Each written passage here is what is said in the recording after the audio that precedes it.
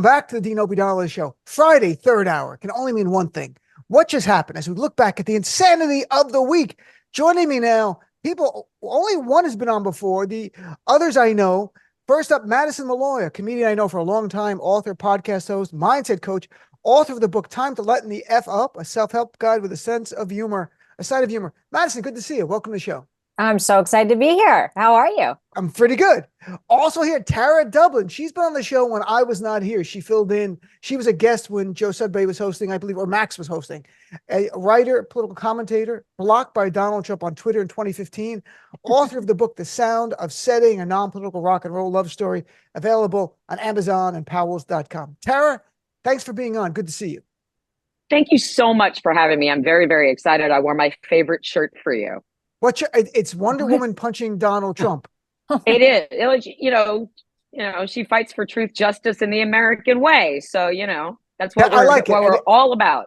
And it's figurative punching. It's not literal punching. No one's advocating any kind of violence.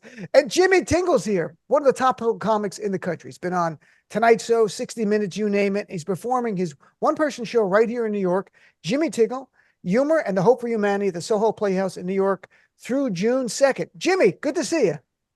Great to see you, Dean. Thanks again for having me. Look forward, and nice to meet you, Madison. Nice to meet you, both of you. You too. Get the names right here. Tara and Madison and Aaron and Matt, thanks again for making this happen. All right, so let's talk about some of the stories of the week. One was earlier in the week, we learned that the governor of South Dakota, Kristi Noem, her new book titled No Going Back, in it, she bragged about shooting a puppy. I'm not kidding. She talked about shooting her 14th-month-old puppy named Cricket in a gravel pit for, quote, being untrainable and worthless. And then, oddly, in the book, to make matters worse, she added that her daughter had just returned from school inquiring as to the dog. Kennedy looked around and said, "Hey, where's Cricket?" Okay, first of all, killing a puppy is horrible. Second, why would you put it in your book? And why would you add the part about your daughter being lost in this whole thing? So, Madison, let me ask you, what's the upside to bragging about shooting a puppy in American politics today? Because she released this book. She wants to be Trump's VP. She thought this helps her politically. I'm trying to make sense of it. I didn't hate her. But now I'm kind of like, I'm a dog person. So I'm like, sure. You shot a dog? Like, oh my God. Like when people don't like dogs, I'm kind of suspect of them to begin with. Right. But that kind of reached a new level. And I'm like, why on earth would you have stuck that in the book? That is so horrible. You should have buried it and never said it. You should have never done it, but you definitely shouldn't talk about it. It broke my heart. I was very sad for Cricket. It's very true. It's not like an investigative reporter found this and they confronted her 20 years ago, you shot a puppy. She's like, nope, I put it in my book. So Tara, can you help make sense of why she thinks this will help her with the GOP base? I mean, the only thing that I can think of is that Trump hates dogs. So she wants him to know that she also hates dogs.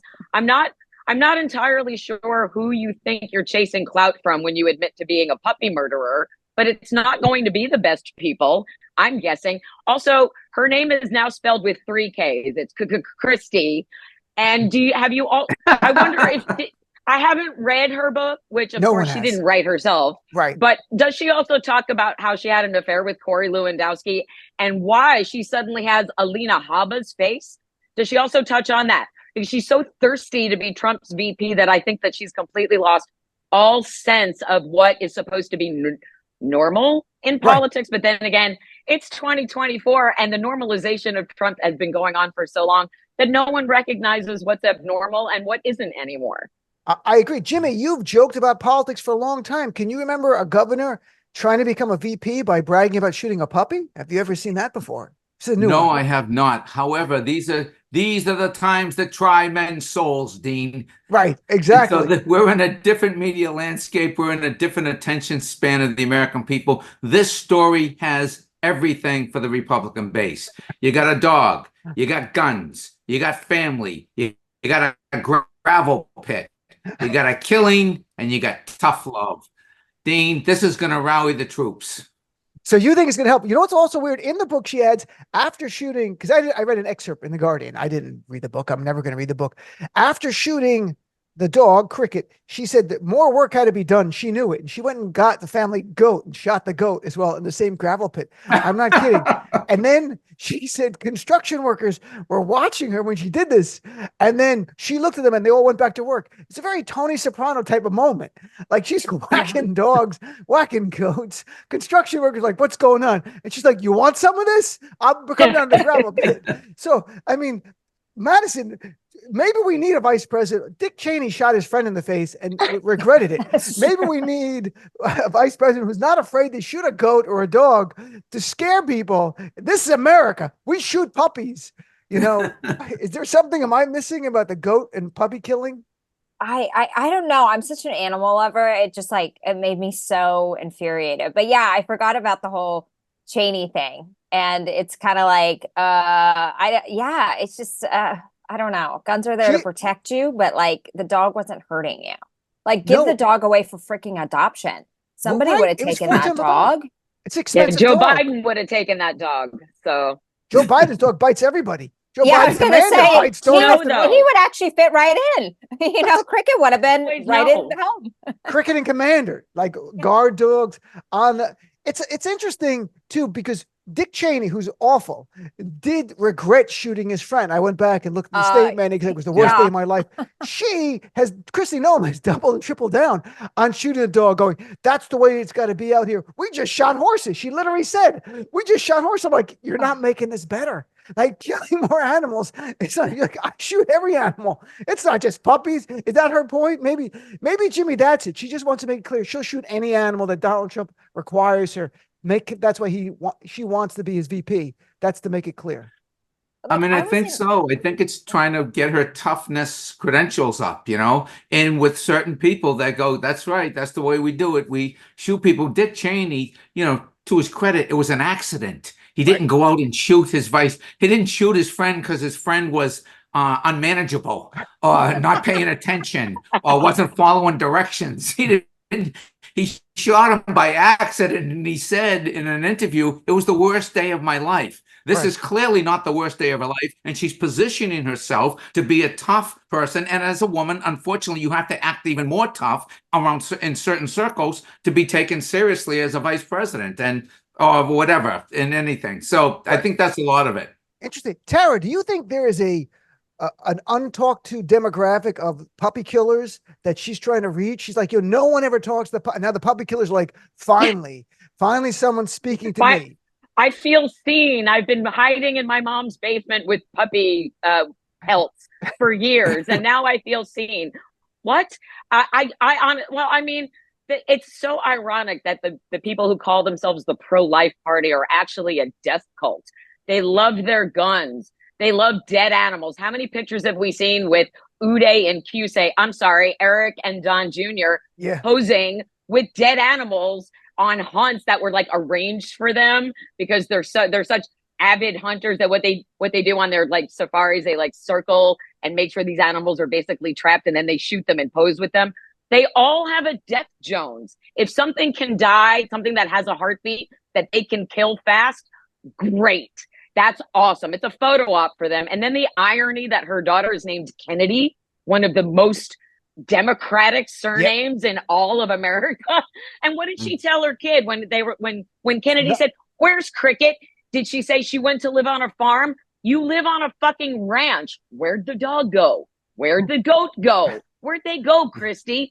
No puppy murderer is going to be elected when you've lost Laura Loomer. You're done. Who's go home. And terrible. And we're chatting with Madison Malloy, Tara Dublin, and Jimmy Tingle. So what just happened? So let's shift gears here for a second. You know, before the Trump criminal trial in New York, I thought there's all these news articles, it'll be trial of the century and all that. And I thought it could have been.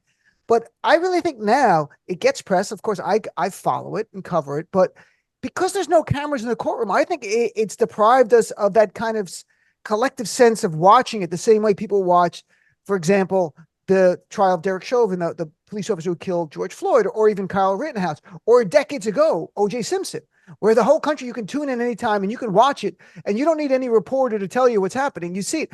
I think in a way, I'm not sure ultimately if it hurts or helps Trump. Nothing makes sense anymore. In the old days, it would have hurt him. I'm not sure any longer. But Madison, if first of all, how much are you following? I know you're not like an insane political person like the rest of us here, but how much do you follow it? And you think if it was on TV all day, you would tune in here and there when you have downtime just to watch what's going on. I mean, I got to be honest with you. I've really shut off the news because I'm Completely? like just kind of, yeah, like I'll look at financial news, but I just am trying to keep a When high did you shut it off? vibration Because I and can update you positive. quickly on what's been going on. Last year, I don't January really 6th, would you yeah. turn January 5th, 2021? Like January, if you turned up January 5th, 2021, you missed something on January 6th. So we could start with that. But Right, exactly. No, it's been like in the last year, like I'll kind of, but I'll like, I'll catch segments here and there on all channels. So I try to like see kind of what's going on. But I'm just like, as a mindset coach, I'm all about like positivity and having a high vibration to really bring in and leading with love. And I just feel that the news really kind of keeps you in that fear. And that's when you're in that lack and scarcity. So I know what's going on. And sure. but I was walking, I was downtown and I decided, I was like, oh, I'm gonna go walk by the courthouse, like when it was in session, just to see what was going on. And it was pretty, there was nobody really there. There was like some people waving Trump flags, and there was people, waving anti-Trump flags. And then the cops, like they were telling me, and they're like, yeah, it's kind of boring down here. Like we just have to hang out and, so I think it's like I think people are kind of tuned out a little bit. It's interesting to see if it's going to have impact. Tara, do you think, first of all, the fact that it's not on TV is it's undermined, underplayed in that we would, there was video, we would see clips of people testifying about Donald Trump. And I know news junkies like us are following it. I just wonder if the average person is paying that much attention to this case. I mean, I hope so, because it is historic that a former occupant of the White House is on trial, a criminal trial, and that it's been so normalized that people are just kind of shrugging about it. And what we're seeing, I mean, the courtroom sketch artist is giving us daily gifts, right? Right. The picture, I mean, he's basically molting in real time in front of us. And so she's really capturing that. He's closing his eyes. He's falling asleep. And we're hearing about that.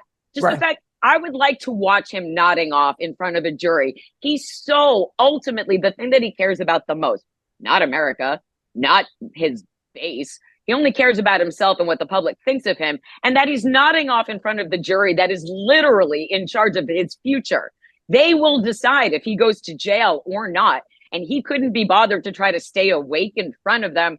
I absolutely think that's something we should see instead of hearing about. But then again, he's got more criminal trials coming. So maybe they'll televise those. I mean, take your pick. Could we see the RICO trial live? Could we see the J6 trial live? Can we see the stolen documents trial live? We've got more to choose from. So, just wait. We'll hear all about the terrible, whether we see it or we don't. Uh-oh. The picture, something just fell off my wall. Tara, the picture behind you fell. It's Portland. Portland is falling apart. Are you in Portland? It's fine. That was weird. Portland. We never had that before. That was really weird. That was so funny. That was like out of a movie. Yes. That's hilarious. I'm so glad that happened on. Can we edit that out, or are we live? No, we can't. No, we're going to. I was really worried about that actually happening while we were on. Why? Has your pictures fallen before? Yes, because I live in Portland. I live in a shitty one bed. This is a photograph that my stepfather took. That just whatever. I live in an apartment in Portland downtown, and I'm not allowed to drill anything into the walls. Command strips aren't it, kids. It's fine. My gosh, that's funny. It's Tara all fine. Dublin. All right. So let's go. So Jimmy, Tara, those could be Trump supporters shaking your house. That's it. No, they found where I lived again. I'm gonna have to move again. Yeah, right. There you go. Fight for Trump outside of your building. Jimmy, we would like to see cameras here? I mean, because Tara makes a great point. If we saw a video of Donald Trump falling asleep, there's no way to deny it. That becomes all over. That becomes one of these iconic things where the guy wants to be president. He'll be 78 next month and can't stay awake for his own trial. How does he have the stamina to be president? It becomes a real issue. Yeah, not having the cameras there definitely works to his advantage. And because, look at the January 6th hearings. Those things were televised. They were scripted. They did a fabulous job with those. You heard witnesses, and it was compelling, and it elevated the whole issue to another level. If that wasn't televised, that whole thing never would have got to the level that it did, unfortunately. Same here on the opposite side, not having it televised. I haven't seen it, obviously. I'm not following it. I agree with what Madison said. I think a lot of people are like tuning out and going, you know what? I can't change Donald Trump. It's kind of like an Al-Anon issue. I got to detach with love from Trump and all these people. And I go, I got to take care of myself. I got to focus on myself. I got to get up, take a shower, go to work, eat healthy, exercise, and I can take little bits and pieces of the media where I can, but it definitely works to his advantage. But the other thing is, I think the falling asleep thing is deliberate because the subliminal message is, this is unimportant. This is all a hoax. It's all unimportant. It's a witch hunt. And even I, who am on trial, I'm not even paying attention. So if I'm not paying attention, people, you really don't need to pay attention either. That's an interesting spin. Right? It is. You know, but so there were we have to get to Tara's nickname for Trump that I quoted on MSNBC. I didn't say I made it up. I was so excited. But yesterday, though, on CNN, Jake Tapper had to read what Michael Cohen had posted about Trump because it went into the court record. And the nickname that Michael Cohen called about Trump was Von Schitzenpants. And what was great is that Tapper said it like 3 times. He goes, "That's right. I apologize, Von Schitzenpants." Dana, he goes, Dana Bash, do you have any comments on the Von Schitzenpants? It became like Ron Burgundy, Anchorman type of thing. And he was doing it. He was being playful a little. So it wasn't like he had no idea. He's just reading the teleprompter, has no idea. But that's what Michael Cohen is calling him. And Jon Stewart used to call Trump Clown Von Fuckstick, I think. And it used to get under Trump's skin. It really did. Trump used to tweet about Jon Stewart. So Tara, tell us about the nickname that you had for Donald Trump that it was on. I mean, I've had a million nicknames for him since forever, but the most recent one is the Godfarter because the natural progression from my friend Dean naming him Don Snorleone. Right. And he's falling asleep in court. I don't think it's because he doesn't care. He cares immensely. I think it's because he's up all night mainlining Adderall and rage sharding all over Truth Social all night because that's the only place he's allowed to speak. He can't speak in court. He's not going to testify on his behalf. He can't get up and move around. So he's staying up all night trying to defend himself there. And that's why he's falling asleep in court because Pawpaw is sundowning. He can't stay awake. He just can't. He can't. So yours was like there was reports of people who don't know that someone was farting in court because these are small court. Someone. Right. It could be Trump, right? We don't know. Someone who has a loaded diaper was farting. It could be whoever smelt it, dealt it, all those things from our childhood. It's hard to say. Odor in the court. Odor in the court. If Trump were to be like, pull my finger at some point, that would be actually kind of funny. He'd be like, pull my finger. It's me. To his lawyer. Pull my tiniest finger. See. But so Trump tried to defend the sleeping by posting yesterday on social media. I didn't fall asleep during the crooked DA's witch hunt. I simply closed my beautiful blue eyes, right? And everybody cringed. America at the same time, like almost vomited. My beautiful blue eyes. Like, oh God, you're making us sick. This is so Madison, even you're saying, and Jimmy, who follow politics, is not following it that closely. If you saw footage of Trump falling asleep in court continuously, do you think that could have an impact on some voters? Some people going like, wow, he's going to be 78 in a month. He can't stay awake for his own trial. There might really be some issues here about stamina. I don't know. I just think people are so set in their ways that they're going to listen to people that agree with them. And it's very difficult to kind of change people. But I have been on jury duty before, and those courthouses are hot. They're muggy. They smell like mold. I've fallen asleep before. Did you actually pick for a jury? Were you actually yes, I was picked for a gun trial jury. And you fell asleep? And they're like, they nudge you. You're like, guilty. No. Yeah. It's so hot. It's so hot in there. That's why I was He's like, complaining it's freezing in there. They're trying to keep them awake by freezing. It's like a TV right. set. You keep it cold for the equipment and for people to stay awake. I mean, so the courthouses are disgusting. They the really worst part are.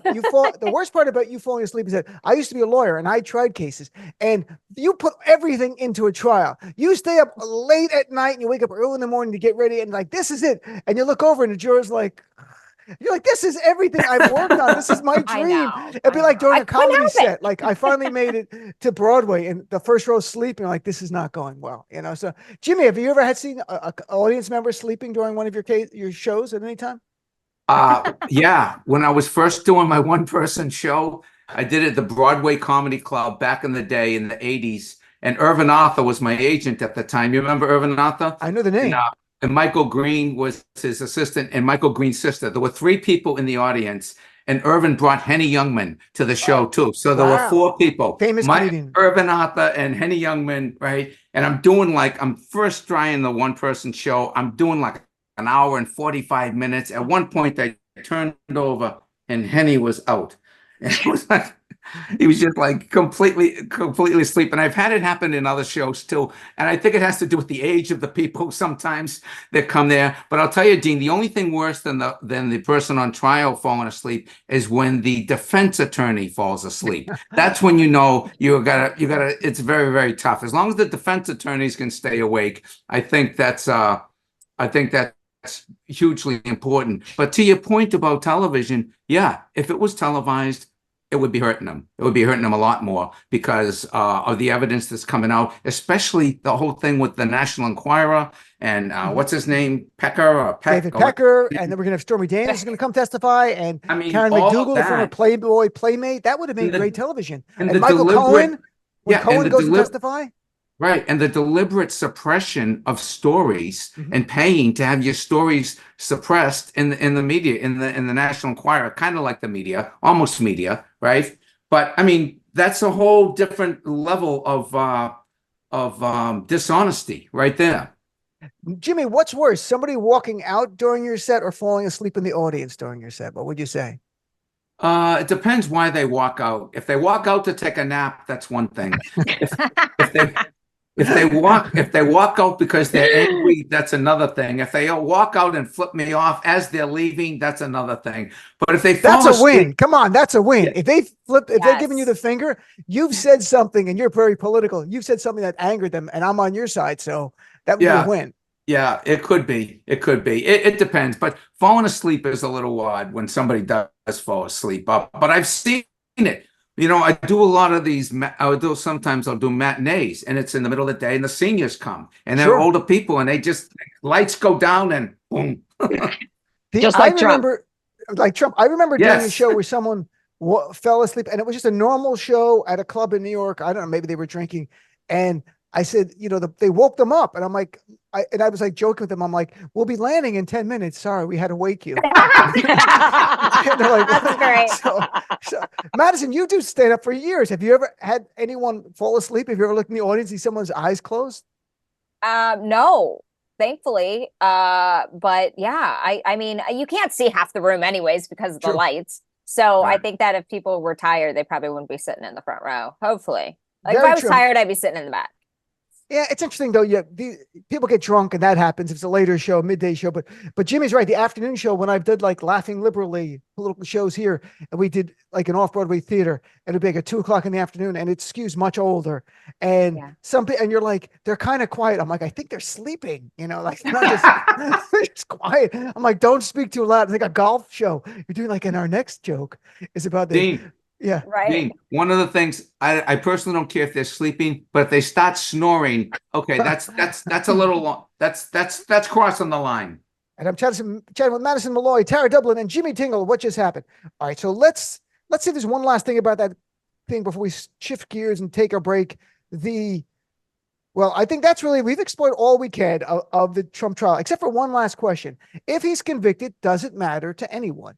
Madison, if Donald Trump is a convicted felon, and that would be the term, do you think it would matter to some people if the media actually covered as that Donald Trump is convicted of numerous felonies and Democrats amplified the idea the GOP presidential candidate is a convicted felon? I don't mean MAGA people. I mean some people in the middle who aren't sure Trump or Biden. They go, well, one's a convicted felon. So that's kind of like, what do you think? Right. Yeah. Well, that would be, I mean, it would be I think it's first time in That'll be a history. first. We haven't had a convicted felon. Right. But like, I do know people that they're like, it wouldn't matter. Like it just wouldn't matter. And that's just, people are set in their ways. They're going to do what they're going to do. And people need to vote what's best for them. Mhm. And so and then there's people who are like, oh, I actually am going to vote for him now that he's a convicted felon. People are That's just street cred. so stubborn and stuck in their ways that like, sometimes when you go, that should be a little suspect. Maybe I should do some more research and make sure I'm making the right choice for our country. They don't care. They don't That's care. said like a mindset coach. Sometimes you have to do Right. research. It's best for you or best for your country. Tara, what do you think? Conviction, actually convicted felon. Do you think we've seen polls that say it would have an impact, but really deep down, do you think certain people will be like, I just can't do it? Can't vote for this. I want to believe that down in my soul, that it will matter to people who maybe don't have public facing roles in the Republican Party. Your Harlan Crows, the people who pull the strings behind the scenes, cannot be happy about a convicted felon as their nominee. That's kind of a bad look for the party. Kind of ruins your chances of ever getting back to what your party was before Donald Trump flung his loaded diaper all over our political norms. And it became this, that we're even talking about it, that he's even allowed to run. I believe that the FCC should probably update the rules. If you've been arrested 4 times in a year, if you're out on parole, if you're a convicted felon, you don't get to run for any public office in the United States of America, let alone the highest one. And just a handful of months away from the election, who are the GOP going to get to run in his place if he's convicted? That's the other thing. Puppy what killer. are they going to do? Puppy killer Kristi Noem. Who's killed a puppy? Kristi Noem. What do you think? You don't think they go back to Nikki? They have an open convention. You know how excited they're never going to have an open convention. But that would be exciting. They go in the convention. I don't think they go back to Nikki Haley though. And they pick no, she can't, because they won't support her. That the MAGA base, they want their grand wizard, and he's their leader. Jimmy, before we go to a break, what do you think? Actually convicted felon. If Democrats amplify it the right way and run commercials, could it have an impact on the people in the middle who really are undecided, who might not know who to vote for yet? Right. I agree with what Tara just said about the donors, the big time donors, and the mainstream Republicans who are supporting him because he's the nominee. They don't want any part of this, you know. They don't want any part of a guy that's convicted felon. No way.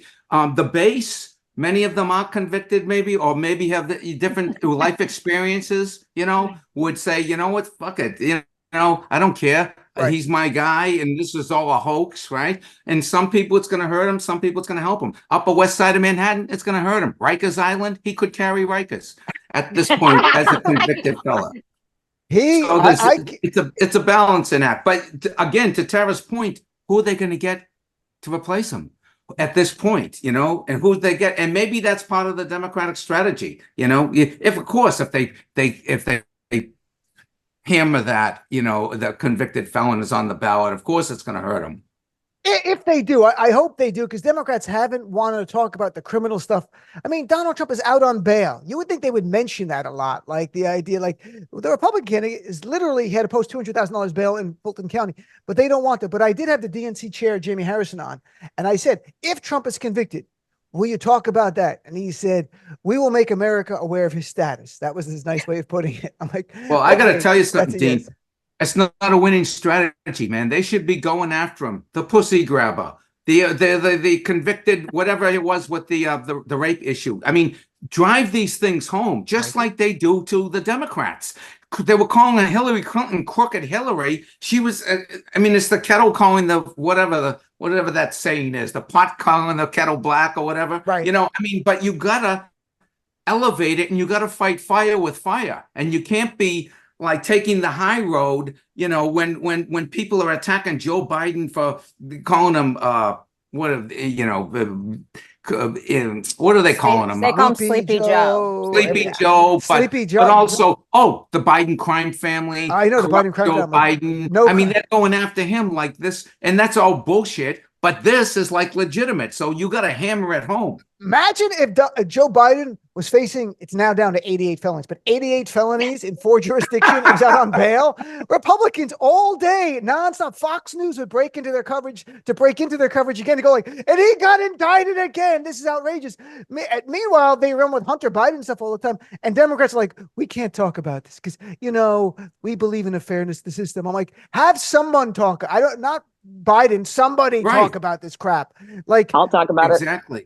Tara Dublin will talk about it. You know, Kristi Noem will talk about it. Every day I'll talk about it. So, all right. So I mean, when you're just go ahead, Tara. I just wanted to say, when you're describing Donald Trump, you have a lot of options, but you can preface his name by calling him an adjudicated rapist, because he is, or quadruple parolee. He's also that. It's very easy to sum up who he is in very few words. So if you can come up with a snappy little way to describe him quickly, adjudicated rapist is good, but convicted felon is better. We got to get, well, we'll see. By June, Donald Trump could be a convicted felon. That's when this trial should wrap up. We'll see what the jury does. I hope they do the right thing. So let's take a quick break. We're going to come back with more of what just happened with Madison Malloy, Tara Dublin, and Jimmy Tingle right after this. Ready? We're coming back. And welcome back, Dean Obeidallah Show. We're live here Friday, May 3rd, continuing what just happened. And all three people stuck around for a change. No, they all stick around always. Madison Malloy is back, author, podcast, host, mindset coach. Tara Dublin, writer, political commentator. And Jimmy Tingle, all two of people, longtime friends. Tara, I've known for a while on social media, so it's great to have you here. I want to shift to some entertainment stuff for a second here. There's a Netflix series, Baby Reindeer. Have any of you, by show of a hand, anyone's watched Baby Reindeer? Okay, Tara has. Madison not. Jimmy has not. Dean, if I haven't paid attention to the Trump trial, I haven't watched Baby Reindeer. No, you should though. No, but that's my point is just that CNN had a headline, Baby Reindeer, the TV series people can't stop talking about. I'm like, what am I missing? I went and watched the first episode. I'm like, it's interesting, but I'm like, why are people obsessed with this? And my bigger point is there any TV series left today that people can't stop talking about? During COVID, there were some because we were stuck together and we felt like these collective experiences. Remember the Tiger guy? What was that guy? Tiger King. Everyone talking about Tiger King, right? There were things like that where we were all stuck together and watching it. I don't know if there's a TV series left anymore now than there was the Sopranos from years ago or Stranger Things for different demographics that watch that, or there's a few Game of Thrones, right? That was a must-see thing. Is there any, first of all, Tara, you like Baby Reindeer. Can you share why CNN, and this is true reporting, there are people upset. It's one of the top shows on Netflix right now worldwide. So it's number one on Netflix. Yeah, and it's not actually an American show. It's shot in like England or Ireland or something like that. Takes place in England. The guy who created it is Scottish. The episodes are only a half an hour, so it's really easy to binge in a day. And I actually binged it all yesterday before I got your email saying that we were going to talk about it. So it's about this guy who just worked in a pub and who's a struggling comedian working in a pub. And this woman comes in and just like attaches herself to him. And she's this crazy lunatic stalker with a history of being a crazy lunatic stalker, and he cannot get rid of her, but also becomes as obsessed with her as she is with him. It's a very unhealthy, weird, twisted, true story that takes you in directions that you don't think it's going to go, because you hear about a woman stalking a man and you think, it's going to be one. It's nothing you've ever seen before, and the way he presents it is really incredible and very emotionally impactful. And it's not an easy watch, but I understand why people are obsessed with it, because it's so far out of the norm that it's like a nice break from the crazy that we're currently living in to delve into someone else's crazy. And you're like, as shitty as I have things, at least this didn't happen to me.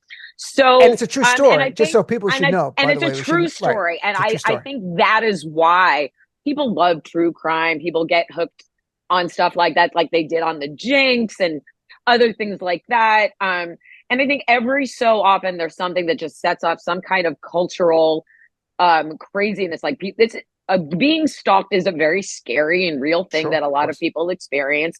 Doxing is real.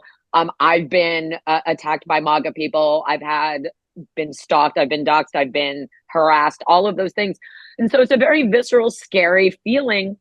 And when somebody decides to breach that social construct that we all have of live and let live, when you're home, you're safe, all of those things, all of that, it really speaks to how safe can you feel within your own self and within your own mind.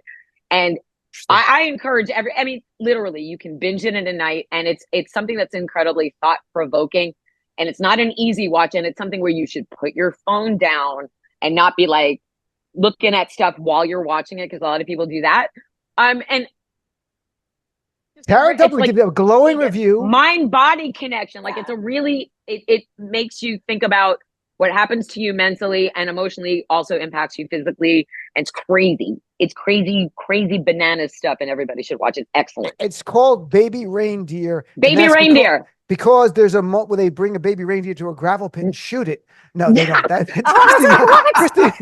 Noem shows up. Look at you. And Look at it's you what we do in bringing it comedy. It's called a back. callback. That's right, folks. Exactly. No, Baby Reindeer. Baby. The woman who does the stalking calls the guy Baby Reindeer, and the fact that he's an aspiring comedian on some level, as comics, Madison and Jimmy. When I was watching, I only watched the first episode. I'm going to watch more, and there was the neediness of the comic resonated with me because she's a stalker, but he's a comedian and he's so desperate for someone to like his comedy and like him because he's a newer comic.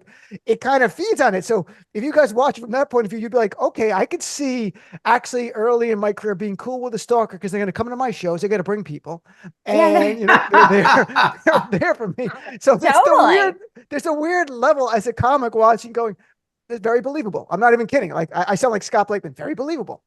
Jimmy knows Scott for a long time. So, is there any show, Madison? Is there any must-watch show? Like, is there in your life or that recent? You're doing a mindset thing or helping people, but what's the last must-watch type of show that you talked about and your friends talked about? And go like, this is something special. Well, there's not one of those. But the show that I've been watching on Netflix is Sweet Magnolias. And it's just a sweet, about 3 girls. They open up a spa. They're childhood friends in a southern town, and everybody's really sweet. And there's some hooks, but it's a very loving, supportive. I'm like a Hallmark girly. Like so I'm not one to be the rating of like the best show to watch. I just watch stuff that like makes me happy and feel good. So like, yes, I'm a very top consumer of the Hallmark Channel. I was just watching The Sopranos over again because that makes me happy because I'm from Jersey. I'm happy. Hey, Jersey. You know, and so I'm like, I know that place. Now I watch it. I'm like, I know where. I'm like, that's Route 17. That's Route 46 in South Hackensack. The whole thing is like my life. It's the backdrop of my life. Jimmy, I don't get a sense you watch a lot of TV, but is there any binge? Have you ever binge watched any kind of series? Anything that really grabbed you? Yes, book notes on C-SPAN. I really love the books. I love these authors that get on and they tell you about the book and all kinds of different angles, and you learn a lot. And I sit there, it's not violent, but they're educating me, and I'm like, I'm a complete nerd. My wife is normal. She's like watching HBO and Netflix downstairs, and she's watching all these things. Succession and all these shows. I'm upstairs. Come on up, honey. Come on up to watch C-SPAN. They're rerunning Herbert Hoover's funeral from 1952. Oh my God. That's very funny but it's true. Like you mentioned Succession, which was, and Ted Lasso. Those were shows that I loved. And I think Ted Lasso, because of COVID, became one of these collective shows that we all watch. Mm-hmm. And on some level, I'm not kidding. I think the Trump trial for many people would have been a collective experience, but not being on TV.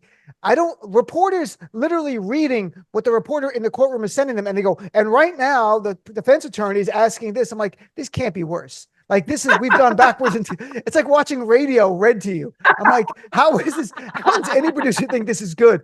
But that's what they're doing. CNN and MS is like, oh my God, someone just objected about what? I don't know. I'm waiting for the reporter to send me an update on it. I'm like, this is not good TV. Someone save us from the insanity. I'm chatting with Madison Malloy, Tara Dublin, Jimmy Tingle. So Jerry Seinfeld. Jimmy, do you know Seinfeld personally? I do, but not well. All right, but from playing Catch a Rising Star back in the day, you know. So, no, I was just wondering because I've met him a few times. I don't know him really at all. I brought him on stage when I was emceeing if he was at the Cellar when I used to work there and stuff. Yeah. So he has a movie out now with a lot of people like Jim Gaffigan, who I know Jim, who I haven't talked to him in a while, but I know him for a long time, called Unfrosted. It's a scripted movie that's sort of a fake story about the creation of the Pop-Tart toaster, which is more like a Gaffigan type of observation than a Seinfeld because of Hot Pockets and all that. But what's interesting is Seinfeld got interviewed by Variety. He said I'll read what he said so everyone hears. The movie business is over. Film doesn't occupy the pinnacle in the social cultural hierarchy that it did for most of our lives. When a movie came out, we would go to see it and discuss it.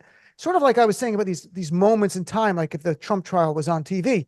And they asked him, what has replaced this moment in cultural icon and the hierarchy of the most interesting or most compelling thing? He said, depression, malaise, disorientation has replaced the movie business.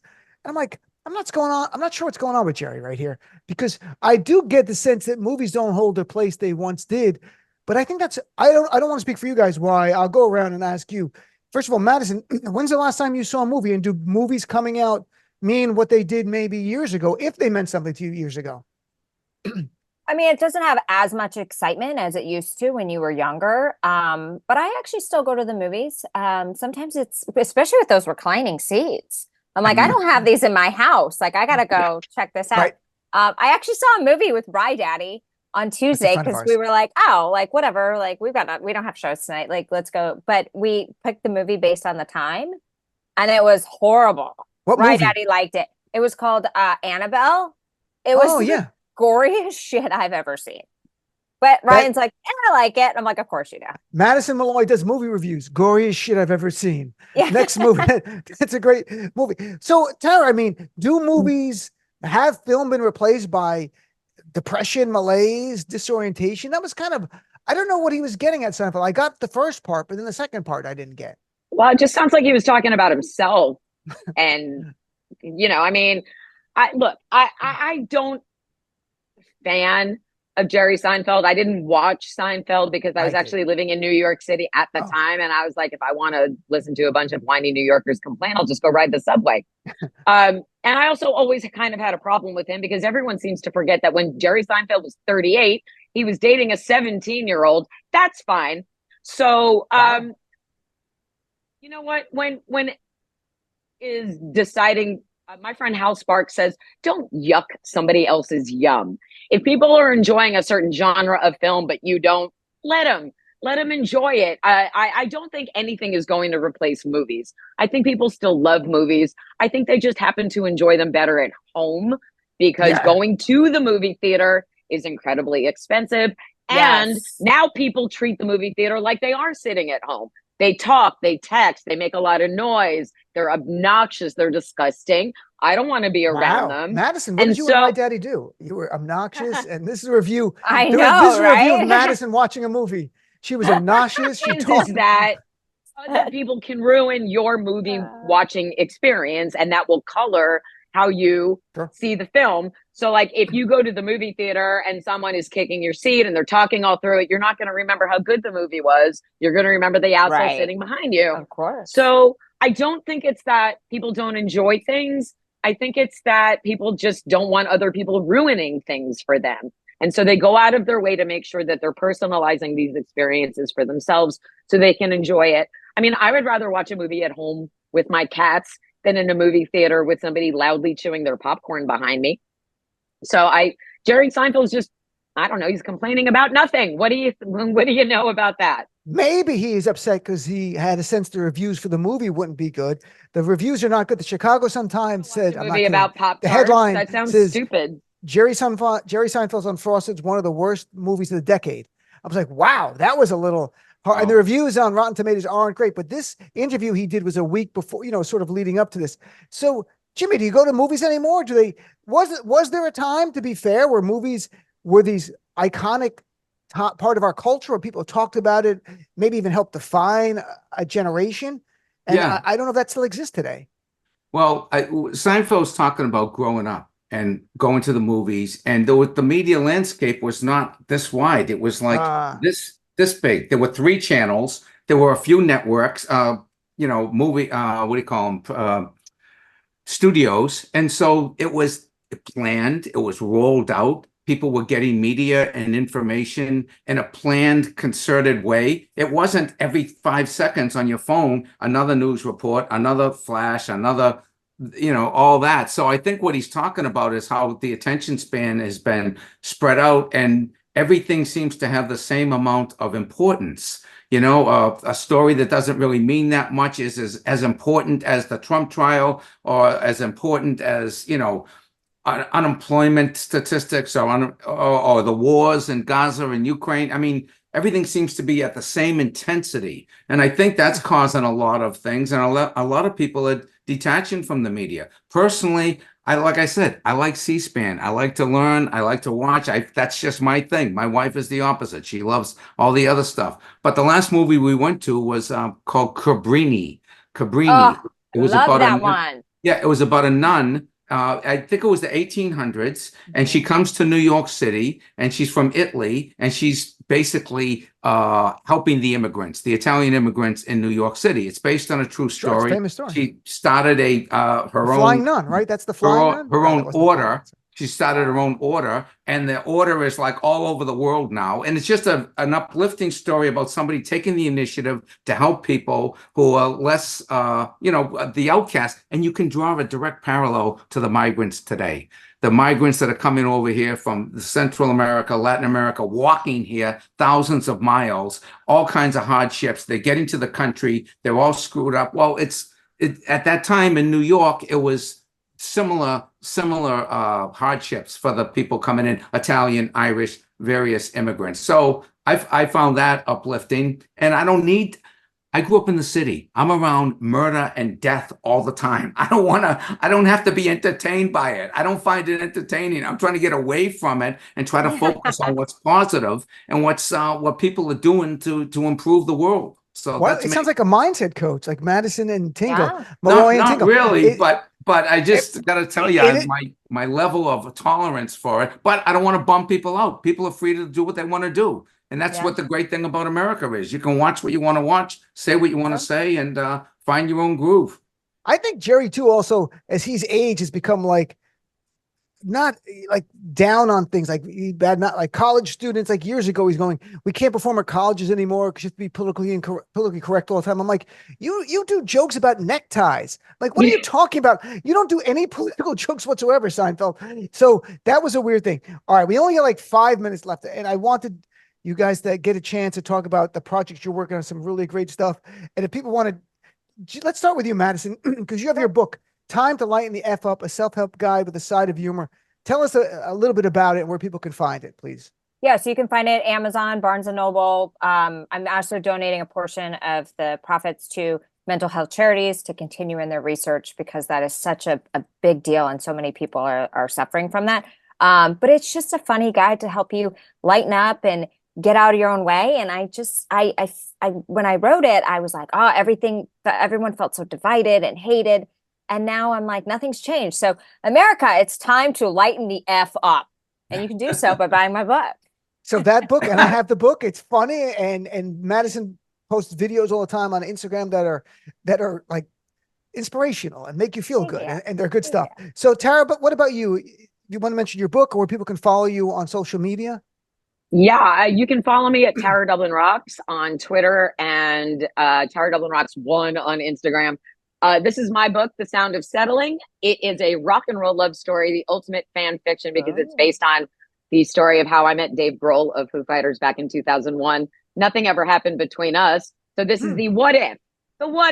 And so it's like Most Famous meets The Way We Were, a little bit of the idea of you, because back in 2001, before there was social media, Dave Grohl knew who I was before we ever met at a secret Foo Fighters show and called me out by name from the stage. And that kind of went, that blew my mind. So I am looking for proper representation out there. I'm an untapped writing gold mine, my friends, #Tara. So please get The Sound of Settling at taradublinrocks.com.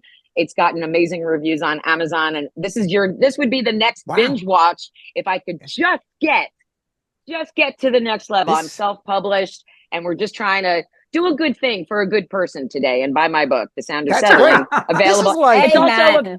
This is the best episode of Shark Tank I've ever seen. This is great. I'm gonna invest in it. Also, and Madison, you'll understand this. It is also now in Powell's bookstore, which is the world's greatest independent bookstore right here in Portland, Oregon. Nice. So taradublinrocks.com or powells.com. Right. And Jimmy, you have your show here running at Soho Playhouse, and you're even offering a discount for people who listen to the show. So tell us about it. First of all, Dean, I just want to say, as soon as I see, I'm going to get Madison's book and Tara's book. As soon as I binge watch Tiny Reindeer, I'm going to get both of these books, Reindeer. And I'm going to do that. But yeah, my show's playing here in the Soho Playhouse in New York. The name of the show is Humor and Hope for Humanity. And it's a personal journey, and it's also very political, and it brings us up to the present time. And when I started to do this show, I said, what can I bring? What value can I bring to people who are just scattered in terms of everything coming at them at once? And I just said, the only thing I can actually know that's true is my own personal experiences. So that's what I'm bringing to the show. I think you guys will like it. Yeah. And the code is humor, and yeah, it's 50% off, and the show runs through June 2nd. And you can get it at jimmytingle.com. Tickets and information. JimmyTingle.com, the show Jimmy Tingle, Humor and Hope for Humanity. Get 50% off. Well, all Madison, Tara, and Jimmy, it was great having you on. We had some fun. I hope you all enjoyed it. Thank you so much. And I'll have you guys have a great weekend, my friends. We'll be back with more of the show after this.